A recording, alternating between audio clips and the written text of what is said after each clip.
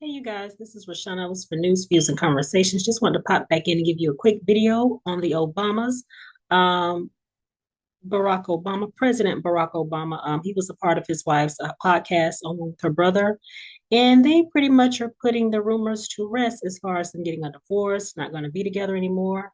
They said it's not happening, like anyone else, they've had some hard times, but they in this thing for the long haul. They in this thing, till the wheels fall off. And I'm actually glad that they came out and said something because I know there's been a lot of occasions where Michelle Obama, she didn't show up to certain events having to do with other presidential candidates, Trump, which she didn't miss anything. But other different things that, we thought she probably would have, came and been a part of. Um, Sometimes you don't have to show up to everything because you're married. That's just my opinion only.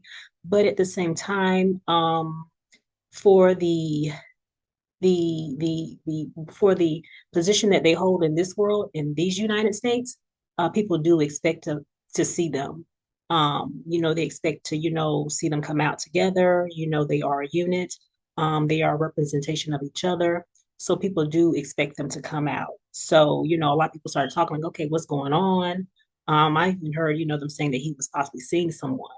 And I'm like, okay, I hope that's not true. So they've come out to put it all to rest and they're saying, hey, they're in this thing for the long haul. So just wanted to pop in and congratulate them on that. They've been married, I believe, since 92. So I hope they just, keep pushing and keep it going. I mean, no relationship is easy. No marriage is easy. You get out of it what you put into it. And so it's great to see the people that do fight for their marriage and, go for the long haul. And so congratulations to the Obamas again on trying to hold their marriage together, keeping it together, and fighting through whatever may come their way. So I will see you guys in the next video. Don't forget to like, comment, and subscribe to the channel. Former U.S. President Barack Obama and First Lady Michelle Obama are speaking out together for the first time about speculation they were getting a divorce. They joked about the rumors during an episode of her podcast released on Wednesday. CNN's Arlette Saenz has the story.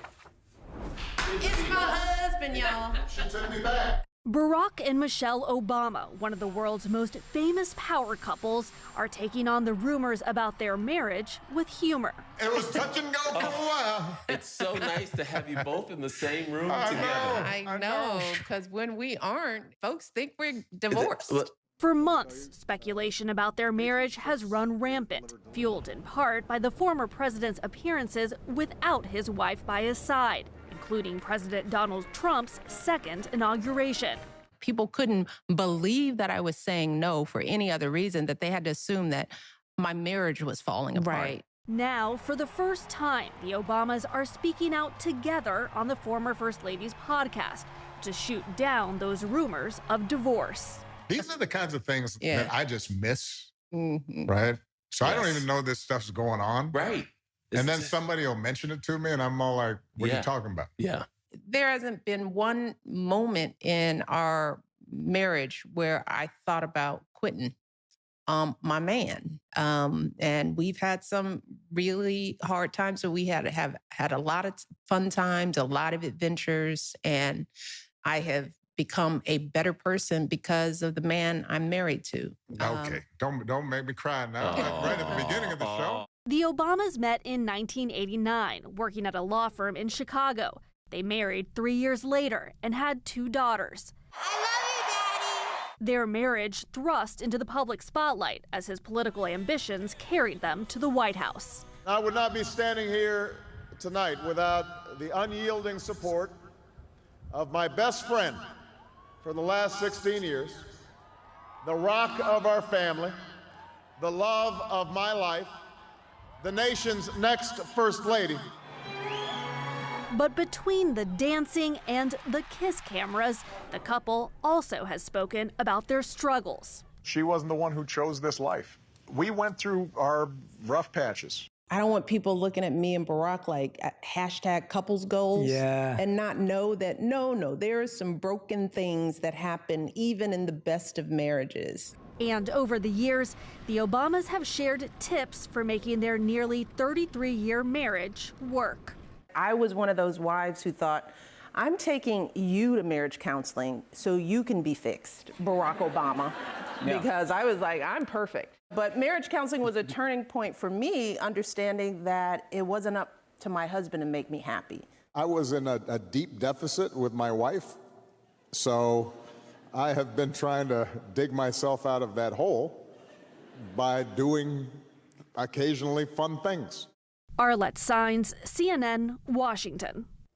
President Obama and his wife Michelle publicly acknowledging the rampant rumors that their marriage has been on the rocks. The whispers about that got a lot louder in January after the former First Lady did not attend Jimmy Carter's funeral or President Trump's inauguration. The couple is now trying to put the issue to bed in the latest episode of her podcast, IMO, with Michelle Obama and Craig Robinson. It comes days after Barack Obama made headlines for Democrats at a private fundraiser to toughen up as the party struggles to find an effective messaging strategy. Meghan Hayes, Michelle was also very direct about this. I want to watch. She basically said that she never entertained the possibility of divorce. Let's watch that. There hasn't been one moment in our marriage where I thought about quitting my man. And we've had some really hard times. So we have had a lot of fun times, a lot of adventures, and I have become a better person because of the man I'm married to. Well, so that was very heartfelt and nice.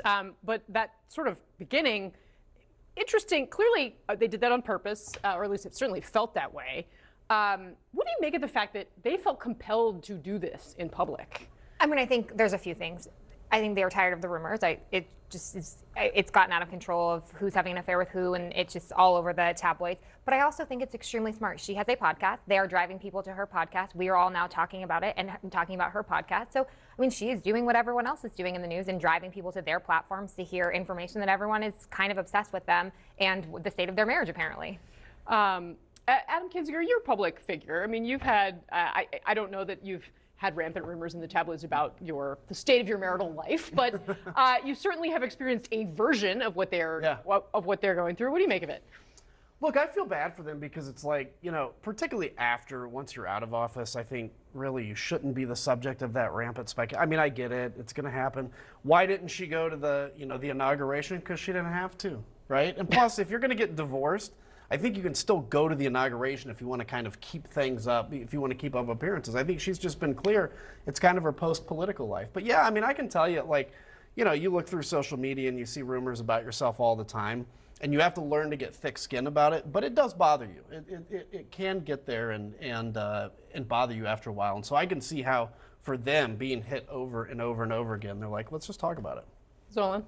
I mean, that last point, let's just talk about it, seems like a sort of 101 for comms is if there's a void of information, others will fill it, right? Whether that's people on social media or people coming in with their assumptions. And here you see them trying to fill that void of information with their own conversation, even if it is their own podcast as well, and not an interview with a reporter. Yeah. Brad, I'm curious what you make of that idea, right? Because the classic old school PR strategy would be to just ignore it, right? If you're doing this, you're adding fuel to the fire, you're causing people like us to sit around and talk about it. But Donald Trump in politics certainly pioneered a different way of doing things, which is to flood the zone, take it head on. What do you make of this as, I mean, yes, he is out of office, but it doesn't mean that they don't have any political skin in the game. Yeah. They still want influence. I think it's a great example of narrowcasting. The people that they care about, whose opinions they care about this, are people who listen to her podcast.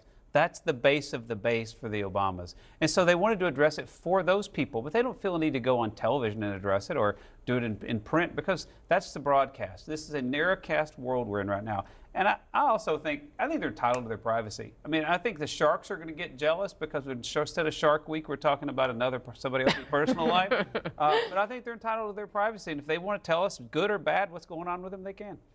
Megan, the other piece of this, of course, Barack Obama has been very careful in how he's involved himself in politics in his post-presidential life. And he did address a bunch of donors for the New Jersey and Virginia races. And someone was on our set earlier this week saying that he basically was scolding Democrats, telling them to toughen up. Whoopi Goldberg weighed in on this on The View. Let's watch what she said. When we had the giant marches that went on, it was the people. The people went out.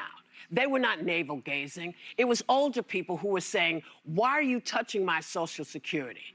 It was not people whining. It was about people saying, why are you taking these rights from my child when my child was born here? This has not been about Democrats laying back. This has been about y'all. I believe you are pointing the finger at the wrong person when you say Democrats. What do you make of that? I think we keep pointing the finger at each other all the time, and the Obamas and the former president has been very clear that he is stepping back because he is not in leadership, and he wants leadership to be making these decisions and be the leader. And whoever is going to be the nominee in 28 needs to become the leader of the party, and it's not going to be him. So I think he's providing private advice behind the scenes, which I think we've all heard about. But I also think she's right to the extent of Democrats are out there fighting, and they're the ones who win on those marches, the No King rally, and they're the ones that are out there, and those are the ones that are continuing to fight. And so it's not just leadership that's in charge here that should be fighting. It should be everyone. Everyone should be concerned about what's going on in our country right now.